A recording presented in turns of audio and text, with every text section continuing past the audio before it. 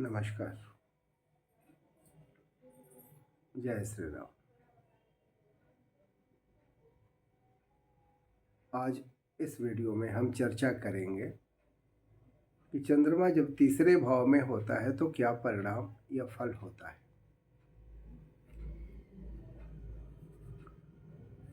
सामान्यतः तीसरे भाव में चंद्रमा होता है तो व्यक्ति अपने पराक्रम से धन का उपार्जन करता है। उसके सहोदर भाई बहन उससे प्यार करते हैं, उसे पसंद करते हैं, लेकिन वो अपने सहोदरों से बहुत ज़्यादा लगाव नहीं रखता। थोड़ा बहुत ईर्ष्या का भाव भी रखता है।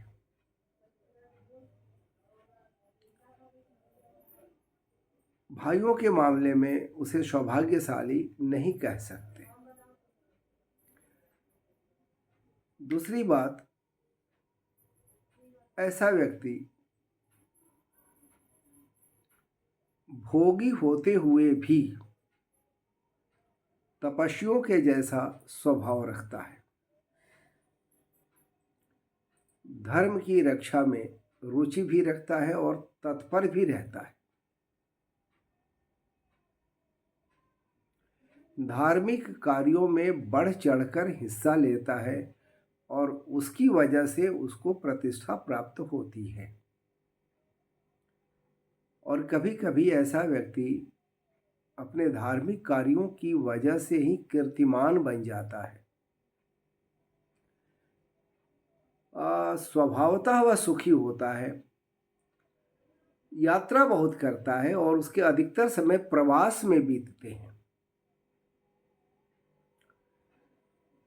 प्रवास का मतलब होता है अपने जन्म स्थान से दूर रहना। वो विद्या अध्ययन में माहिर होता है, गूढ़ विषयों का ज्ञान उसे होता है। सामान्यतः वह स्वस्थ रहता है, लेकिन वो कफ प्रकृति का स्वभाव रखने की वजह से उसे कफ से होने वाली बीमारियां अक्सर शिकायत रहती है, परेशान करती हैं। साथ ही वायु प्रधान उसका शरीर होता है और उसकी वजह से उसे वात जनित, यानी जिसको वायु विकार कहते हैं, इसकी समस्या उसे ज़्यादा रहती है। थोड़ा सा वो जिद्दी होता है और उसकी मेमोरी ऐसी होती है कि जो उससे बुरा कर चुका होता है उससे वो बदला लेने की भावना ज़रूर रखता है। हालांकि वो अपने मित्रों का संरक्षक होता है, मित्रों को आश्रय देता है।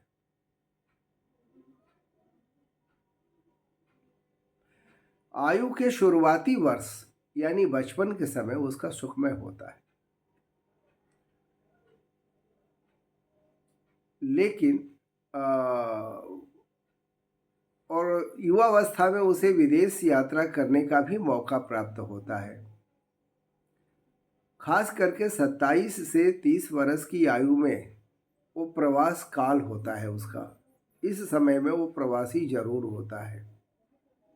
प्रवास में उसको सुख की प्राप्ति भी होती है।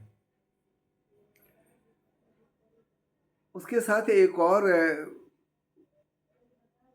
लक्षण होते हैं, खास करके कि 24 वर्ष की अवस्था में उसे किसी न किसी अपराध की वजह से राजदंड मिलता है, या कलह, धन हानि, चोरी का भय, पशु का भय या किसी भाई का नाश, इस तरह का दुख क्लेश उसको प्राप्त होता है। एक खास बात और है, ऐसे जातक अधिकतर, कोई भी ज्योतिष का कोई भी सिद्धांत तो शाश्वत होता नहीं है। हर बात में अपवाद अवश्य मिलता है, और ये क्यों मिलता है ये मैं बार बार कह चुका हूँ। कि ग्रह के अंश, ग्रहों की दृष्टि, ग्रहों की स्थिति, भावों की स्थिति, नक्षत्रों की स्थिति, परिणाम निकालने के लिए बहुत से फैक्टर ऐसे होते हैं जो काम करते हैं। तो यहाँ हम सिर्फ ज्योतिष के मात्र एक सिद्धांत कि उस भाव में अगर ग्रह हो तो क्या परिणाम देता है पे चर्चा कर रहे हैं। तो उसके तहत मैं आपको बताता हूं कि ऐसे जातक को विमाता या अपनी माता के अलावा किसी अन्य का दूध पीने का भी मौका मिलता है। बहुत बार कुछ विद्वानों ने इसकी व्याख्या करी है कि ऐसे जातक की माँ जन्म के साथ ही गुजर जाती है, जिसकी वजह से उसे वो गाय, बकरी या किसी और सगे संबंधी के दूध का पान करना पड़ता है। कुछ इसमें छोटे छोटे और भी फैक्टर्स हैं जिनकी हम चर्चा यहाँ जरूर करना चाहेंगे।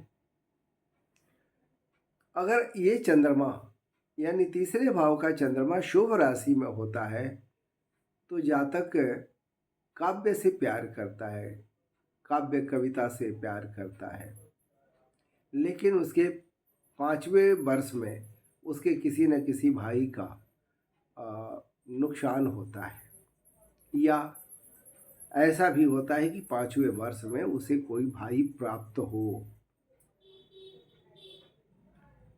अगर ये चंद्रमा राहु या केतु से युक्त हो तो जातक धन तो कमा लेता है, लेकिन उसके भाइयों को कष्ट होता है।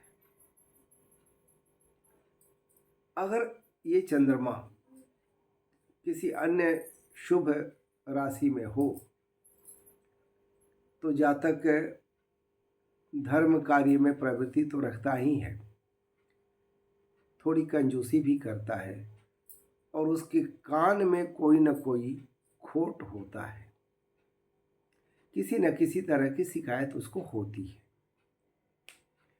अगर चंद्रमा शुक्र के साथ है तो उसे बहनों का सुख प्राप्त होता है। अगर चंद्रमा लग्नेश या षष्ठेश के साथ हो तो जातक को श्वास की तकलीफ होती है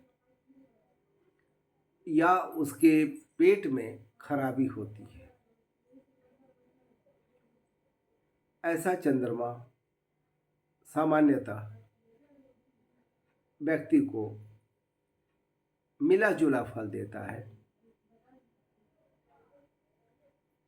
अन्य वीडियो में हम लोग चर्चा करेंगे चंद्रमा के ऊपर कि विभिन्न नक्षत्रों में या अन्य ग्रहों की युतियों के साथ वो क्या फल देता है, किसी अन्य वीडियो में। तब तक के लिए विदा कीजिए। जय श्री कृष्णा। आप सब कुशल मंगल से रहिए। फिर मिलते हैं। जय श्री राम।